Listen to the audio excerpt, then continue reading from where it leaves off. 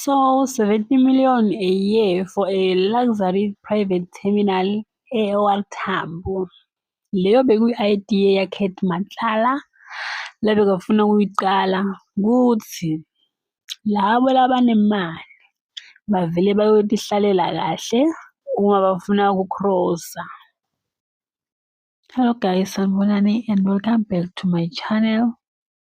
Maphepha avetile tivakele ukuthi Kate Matlala bekaphesiwa i-deal ya-70 million. Le deal le beyitomfaka phakathi inside ye-OR Tambo International Airport. Lokho kuvele kwa-raise ama-eyebrow guys ukuthi ayibo, this guy besekafuna ukutibeka vele eceleni kwase-OR Tambo abekhona lapha so that azokhona ukuchubeka nema-deals akhe la ngasile.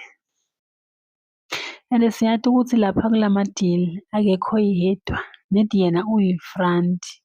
Babeke yena ukuthi ayene tonke letinto leti ngoba yena yedwa i-deal le nje asisho ukuthi akekho smart, asisho ukuthi angeke akhone ukuyiphula, but such deals adzinga ukuthi ube nebantu labatokulekelela.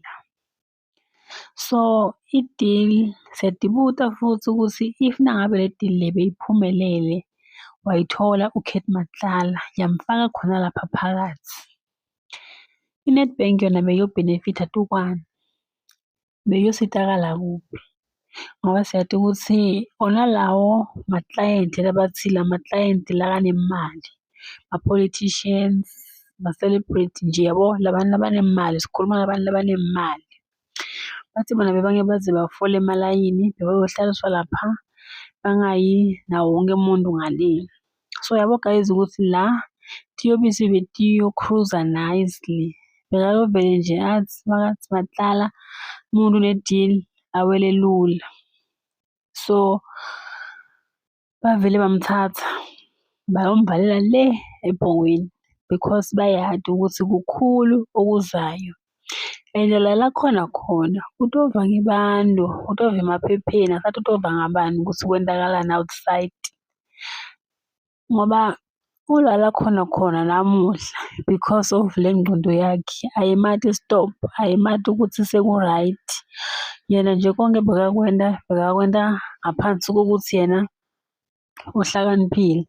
So labo laba behind, labo labaseceleni, labo nje bebamfakela timali ukuthi adile nayo yonke lamashanganisi akhe labhizi ngawo.